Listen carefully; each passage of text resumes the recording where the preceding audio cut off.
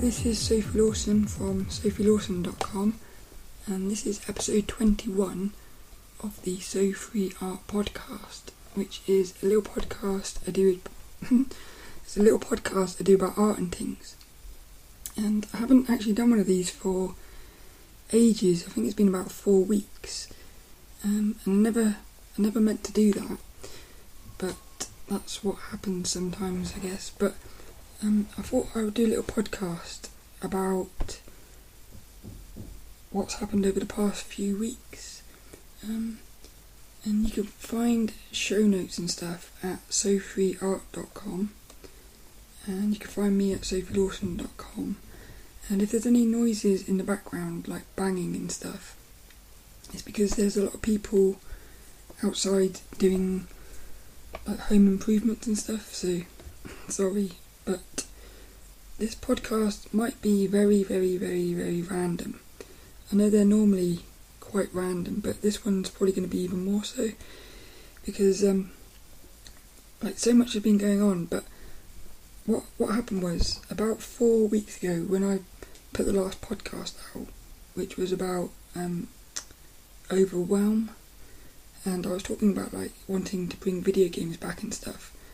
What actually happened was, I had just said to my doctor at the gender clinic, I just said no to having surgery, which is surgery downstairs to remove too much information, but like testicles and stuff, to basically, I did talk about this on the last podcast, I think, get rid of the willy to get a fanny. I talked about that, I think, on the podcast. But what happened was, I had this moment where, I'd said no originally, and then all of a sudden I woke up one night having had a dream, and I got really, I guess you could say, I got overwhelmed with that. It was really, I couldn't stop crying, and I realised I'd made a big mistake. So I ended up saying yes to the surgery, and now I've got a doctor's appointment next week. So the surgery is going to be starting, like the process, but that's going to be an incredibly long process, because you have to have like laser on your, let's say, on your testicles. You have to have laser hair removal, which is going to be incredibly painful, I imagine. But you have to have it all smooth so that when they do the surgery there's no hairs on the inside and stuff. But I'll talk about that another day maybe. So, but what happened after that was, something happened. I don't really know what it was, but I kind of just lost complete control for about a week, and I stopped doing everything. I stopped drawing, I felt like I was going to give up, and I went and bought a PlayStation 4, and I got a really good deal on the internet for a PlayStation 4 with a PlayStation VR, which is a virtual reality headset, and a load of games and stuff. But this is funny, because it had only been about a month or two since I had got rid of all my, because I had a PlayStation 4, a PS4 Pro, and I got rid of it all when I started doing my minimalism. So I got rid of it all, and it's another one of those things where I look back now and I realise sometimes you have to get rid of everything to realise what you actually really want. And I realise that I do need a bit of video games in my life, but I've always felt a bit guilty about gaming, because it always felt like if I play video games I'm not drawing, I'm not doing such and such. But I think this is about balance. I think you can have video games sprinkled in your life, and they don't have to be a bad thing. So at the moment I'm changing the way I look at video games to sort of accept them in my life, and I think they are going to be important in the future, because I think a lot of my drawings and my artwork will be video game related. So that's one thing. But I just wanted to this podcast is going to be mainly, I think, about lucid dreaming, because I had a lucid dream that I'd really like to talk about, but I just want to quickly talk about this virtual reality, because I never done virtual reality before, and I never really I never was going to buy the headset. It just, the the PlayStation 4 that I got had it included in like the bundle. So I got this headset and I put it on, and I just couldn't believe it is like you are inside the world. I don't think anyone would ever be able to explain what it is actually like to be inside of a virtual reality.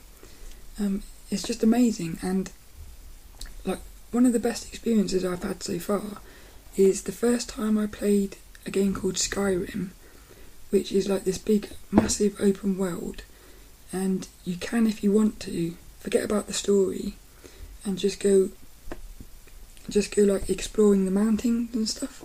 So what I did was, the first hour or so of that game, you're in this cave, so it's all dark and stuff, and you're just learning the controls, and then at some point you come outside into the main world. So I just reached that point and I came outside and I'm looking around, and like the world just looked massive, but it was like I was inside this world, and it was the middle of the night because the game has a full day-night cycle, and it all sort of like the sky like rotates. It's as if it's real, really. So I was kind of just looking around thinking, wow, this is incredible. And what I did was, I just thought, I wonder if I can do this. So what I did was, I had the headset on and I was sitting on my bed playing the game, and what I did was I laid down on the bed with the headset on, and my character in the game basically lied down and was looking up at the stars. So I just spent like about 10 minutes lying on my bed, looking around, looking at the stars, watching the world pass me by, and it just made me realise, it made me think, like, in the future they could create this amazing game or like an experience where you just put the headset on, lie in your bed, and basically just exist in the world and enjoy the experience. And that's what it was like. But then my mind couldn't help go off into this direction of, because with lucid dreaming, it has made me wonder whether the waking life that we are in is just another sort of a dream, which is what they say in like Buddhism and stuff. They say that the reality is a dream, which doesn't mean it's not real, it just means it is like a dream. But being in that VR, being in that virtual reality, it's the first time it made me realise that in actual fact I could totally imagine this life that we are in, which we think is real. I could totally imagine it being a virtual reality, because virtual reality is so realistic, and to think that this is only like the beginning. You got to imagine in like 10-20 years time the VR is going to be so much more advanced. I can totally imagine a future where we end up creating like lives that feel real. So like a bit like that film Total Recall, I could totally imagine that being real now. So it's both kind of a little bit sort of, I suppose, I don't know what the word is, it's a bit sort of well, beautiful, but also a bit unsettling, I guess. So, but that's my experience of VR. It's quite amazing. Oh, and I've also got this really scary game called Here They Lie, but it's so scary I can't even play it. It's really, like I say, everything just feels so much more real in virtual reality. So that's the first thing. But I spoke about Reiki Healing on one of the podcasts, and I said I was going to talk about it, but I never did. But something really did happen that day when I had Reiki Healing, because ever since then, in a weird way, it's as if everything's crumbled. My whole life has just gone really weird. But out of it is coming a much more, I feel like it's a much more balanced life. Because what I did was I stopped doing everything, including the podcast and stuff, but I stopped doing art. I even stopped doing my lucid dreaming practice, and the only thing I carried on doing for about a couple of weeks was my morning automatic writing. So I guess that shows that is probably the most important thing, the automatic writing, which I've spoke about that before, and that's where you just wake up in the morning and write you just, for like 20 minutes, you just write. You ask yourself a question, and then you just write about it without really thinking. And because you're still half asleep, it's as if you're, I guess, you're self-conscious, your consciousness, your subconscious. It's as if your subconscious is writing, so you get some really powerful insights. And so that's been helping me a lot lately. And like I said with the video games, sprinkling them in my life, I'm just starting now to start sprinkling everything else back in. So last week, with the Reiki Healing, I said this one would be all over the place. With the Reiki Healing, that got really bad. There was about a week where I thought to myself, I'm never going to do Reiki Healing again, because my voice got really bad. I just felt like I wanted to give up on everything. It got really horrible. But like the psychic said, who did the Reiki Healing, she said it might get worse before it gets better. And I actually looked online, and it is a thing called a healing crisis, where basically you can get a lot worse, so before it gets better. And that's exactly what's happened. And like right now, I feel the most balanced I've felt in a long time. So I definitely feel like this Reiki Healing is very powerful. And I'm going to be doing another one next week. So that's quite interesting. But it's one of those things that it got a lot worse before it got better. Something else I wanted to talk about was taking photos, because since I stopped doing my art for the last few weeks, I've been back out taking photos, which is something I haven't done for so long, because I've been doing like the podcast, the newsletter. I've been doing a lot of stuff on the website. I was doing so much stuff on the website and stuff that I stopped doing some of the things that I really enjoy doing, and I feel like I've realised I need some things in my life, and one of them is being outside taking photos, like posing and taking photos. So I've started doing that again, and that's been incredible. I might put some photos in the show notes, because what I did on Saturday was I went up onto the moors, which is basically a place in the middle of nowhere, and I spent the night out on the moors in just a sleeping bag. But it was the most clear sky I have ever seen, because there was no lights around. It was pure like darkness, but there was no clouds or nothing, and literally there was just hundreds of stars everywhere.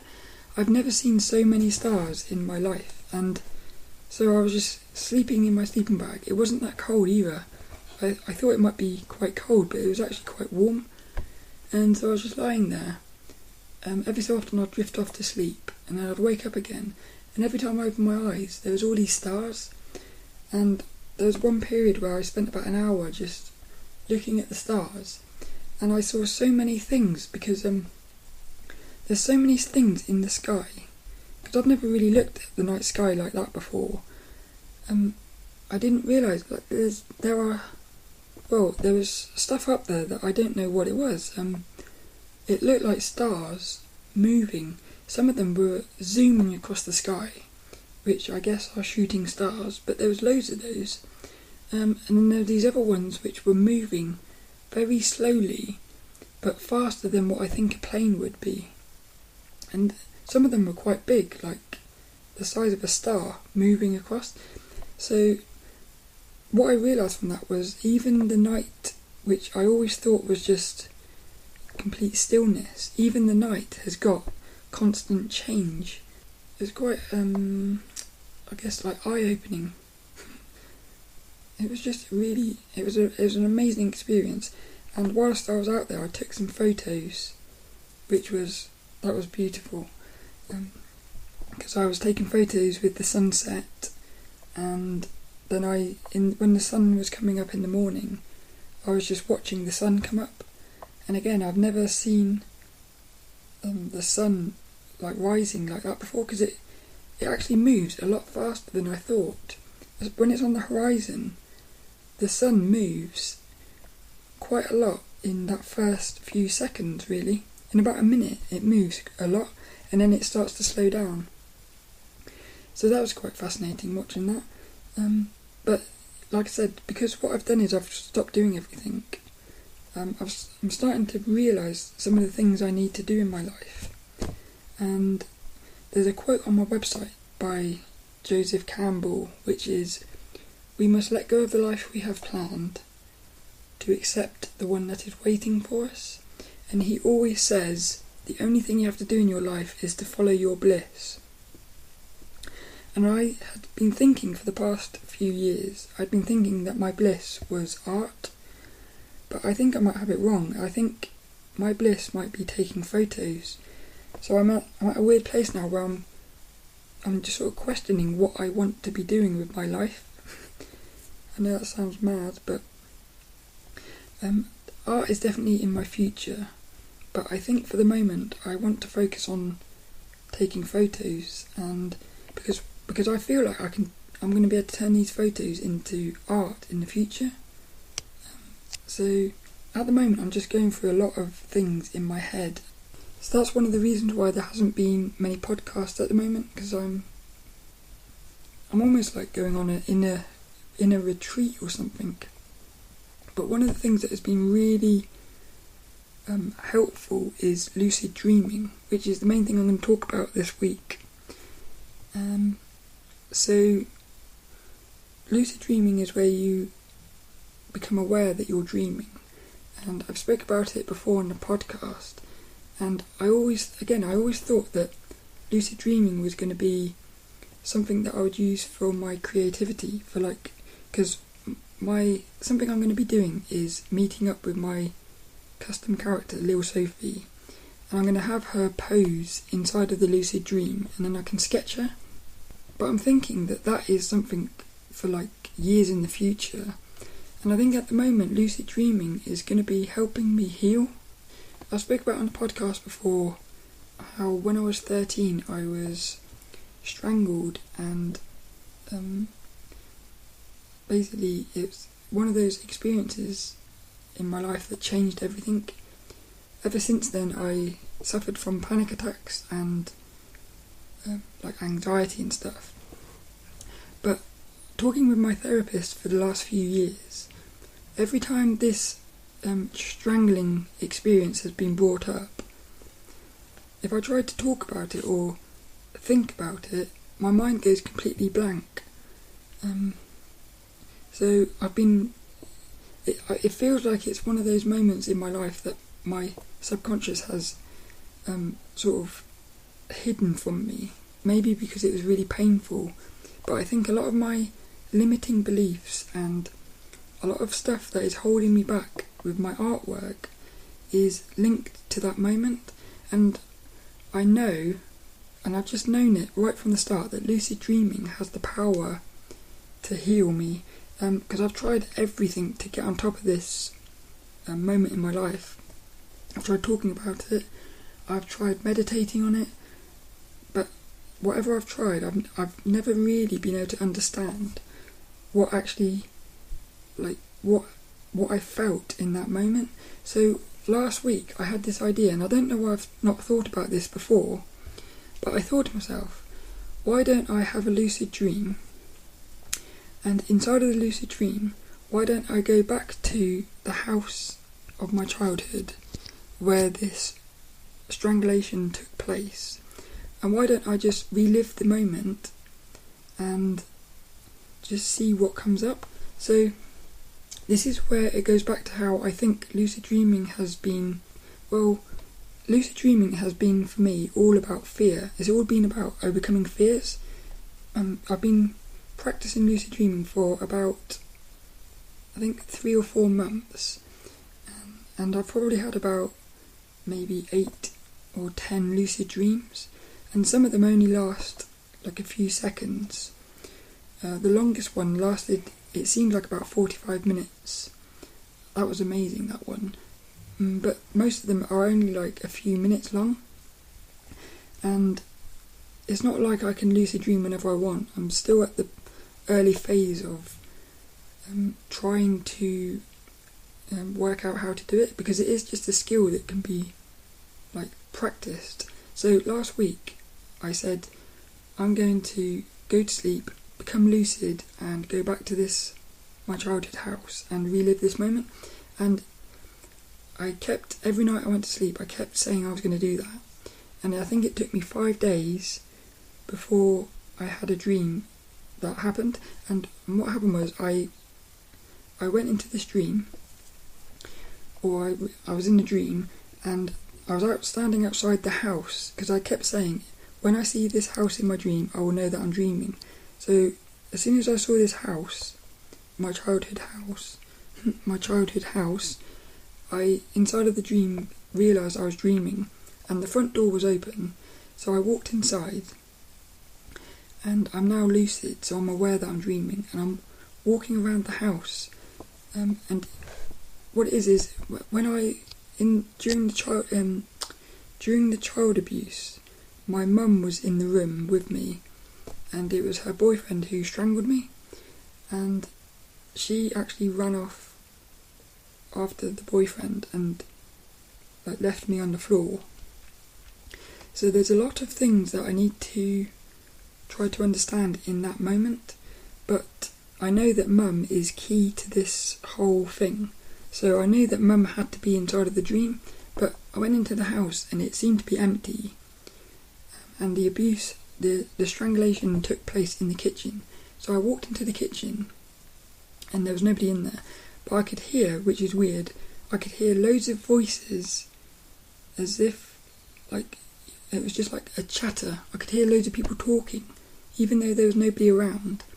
And one of the people talking was my mum, and she was being interviewed by, it sounded like Chris Tarrant, who's a game show host, and it sounded like he was interviewing her for a game show, but he was actually saying, I can't quite remember, I wrote it all down, but it was something like he was saying, because in the dream, mum wanted to come back into this house, and he was saying, you're not allowed in there unless you pass these tests. But in the end he said, because when I heard that, I thought to myself, mum's not going to be able to come into the dream. I got a bit disappointed, but then this Chris Tarrant bloke said, I'll let you go into the house. So I'm walking around this house, and I can hear my mum talking in the background, and I can hear loads of different voices, and all the cupboards, I'm looking through all the cupboards trying to find something, but inside of the cupboards, all the cupboards are full up with like clutter, so I can't see anything, I can't get to anything. And then I walk out into the passage and there's another cupboard, but again there's loads of boxes blocking it, so I can't find what I'm looking for, but I don't even know what I am looking for inside of this dream. And then I go back into the kitchen and I can hear somebody coming down the stairs, so I run out into the back garden, and at this point I become lucid again, because what happens with me is I'll become lucid, but if I'm not fully if I'm not careful, I guess I can lose lucidity and fall back into the dream. So for me, I have to keep reminding myself that I'm dreaming to keep the lucidity. And what happened was, the act of running outside, it triggered my mind to think, if I'm dreaming, and I knew I was dreaming, I'm not supposed to be running away from things. I'm supposed to be like facing the fears. So I walked back into the kitchen, and inside of the kitchen my mum was there, and she was right in front of my face. It was the most vivid like picture I've ever seen of my mum, and she was smiling at me, and I said, Mum, I said, hello Mum, and she just kept smiling at me. And I said, hello Mum, she kept smiling at me. I said, hello Mum, she kept smiling at me. And I said, do you know where we are? And she looked around the room as if she suddenly realised, oh my God, we're inside the house where you got strangled. And her face was full of just terror. And this terror, this feeling of pure terror, it somehow went inside of me. And as it went inside of me, the only way to describe it is as if the dream was being displayed on the surface of water that somebody started spiralling around. So the whole dream just started like spiraling out of into like darkness, and it all went black, but I could still hear everything going on. I could still feel myself inside the kitchen as well, which was weird, even though it was darkness. And I had this overwhelming sense of disorientation. I've never felt that like disorientated before. And then all of a sudden, this white light right in front of me, this like circle of white light came into view, and it suddenly, like, it went completely quiet. All the sounds disappeared, and this white light just zoomed right up to my face, as if like a tunnel. And then all of a sudden, the dream was pure white, and this is where it gets a bit weird. Well, I started thinking, inside the dream, have I just died? And then it gets a bit weird, because all of a sudden, like, hundreds of video games flashed in front of my face. I don't quite understand what that is, but... And then I woke up, and I started writing the dream out in my dream diary, and as I was writing it, I started crying, because it just got really... It wasn't horrible crying, it was nice crying. But like, something really powerful happened inside of that lucid dream. And like, as I've interpreted it, I felt like there's so many messages inside of that dream. Like, the fact that my mum was smiling at me, almost as if she was oblivious, that is kind of like what it's been. So I almost feel like, but then the fact that she was consumed with terror, and it passed on to me, it makes me feel like we're both maybe suffering from that experience. And then because I was looking for all the cupboards and I couldn't find, like, there was all this clutter blocking my path, again it feels like I know what I'm looking for, or I know that I should be looking for in this place, but I still don't know what I'm looking for because there's too much clutter, there's too much stuff that I need to get out of the way. But like, I feel like what I need to do is keep going into this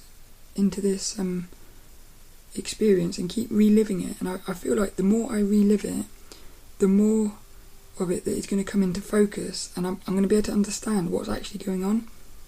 And I'm convinced that once I heal from this moment, I feel like I'm going to be able to really move on and get over all these limiting beliefs.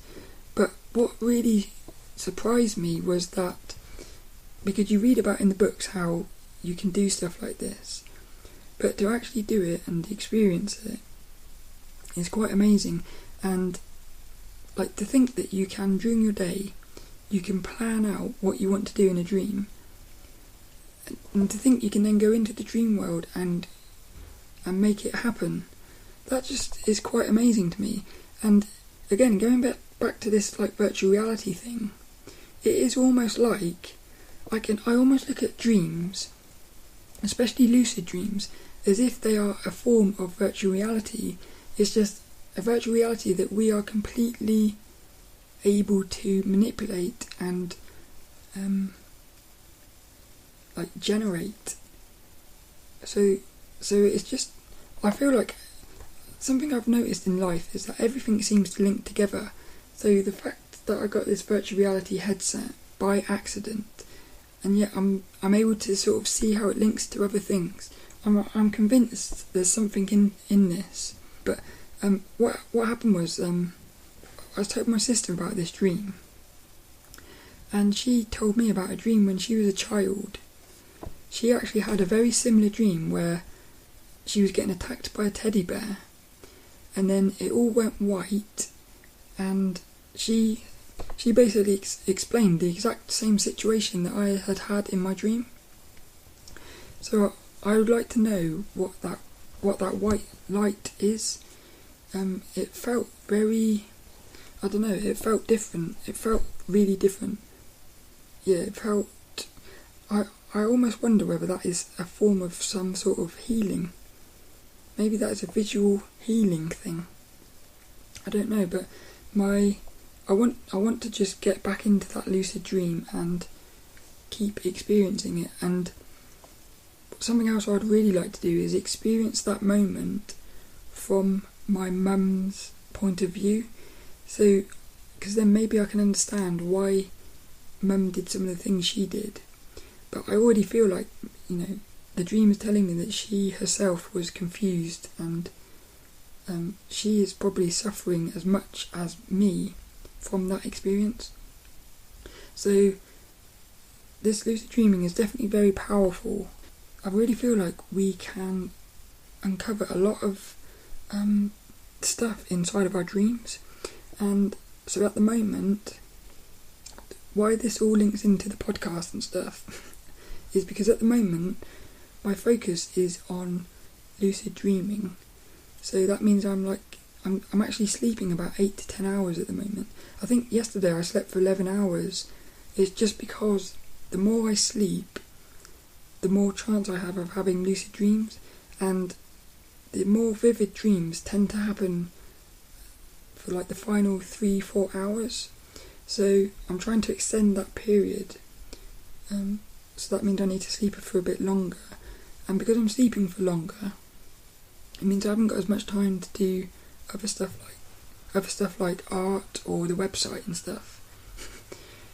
But I just want to focus on this lucid dreaming at the moment. So I just wanted to share that experience on the podcast.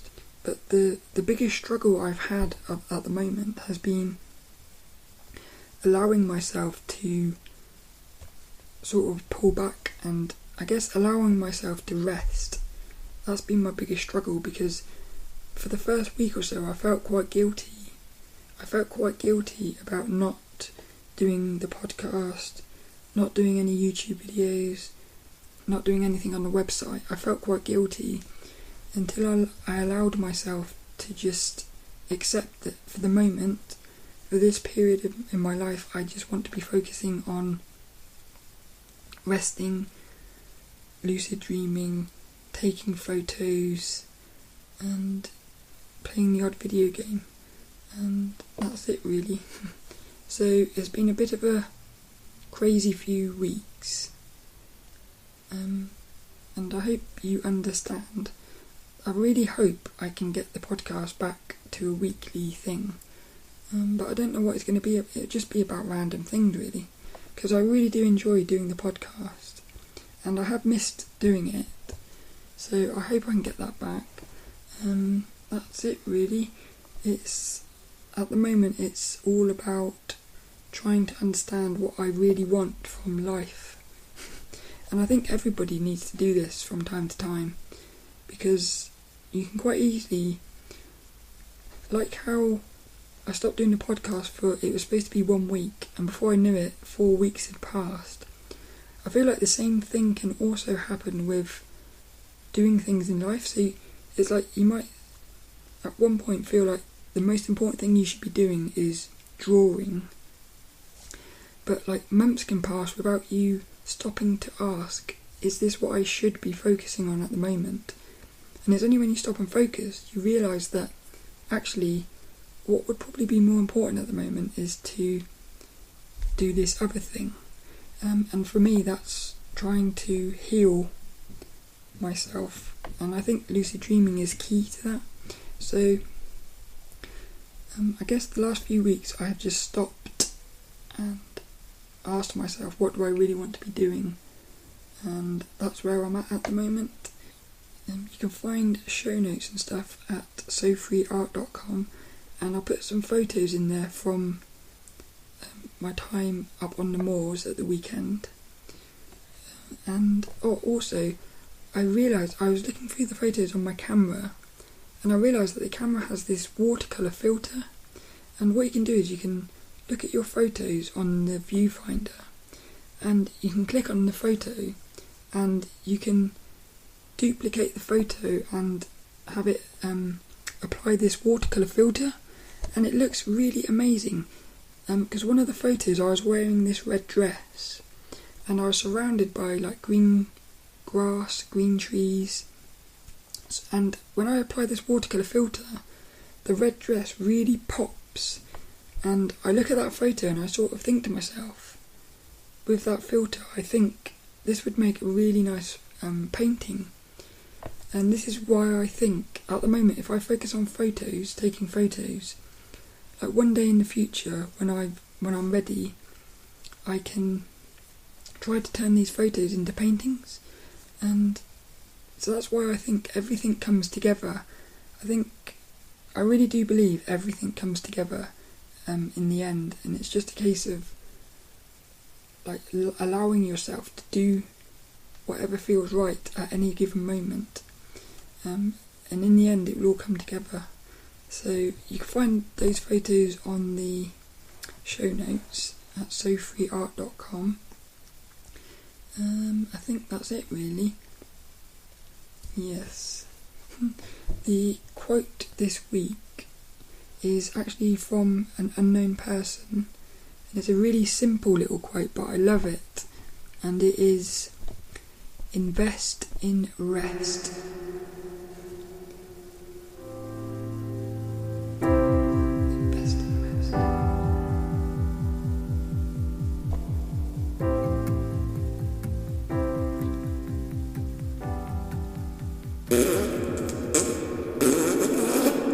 Episode 21.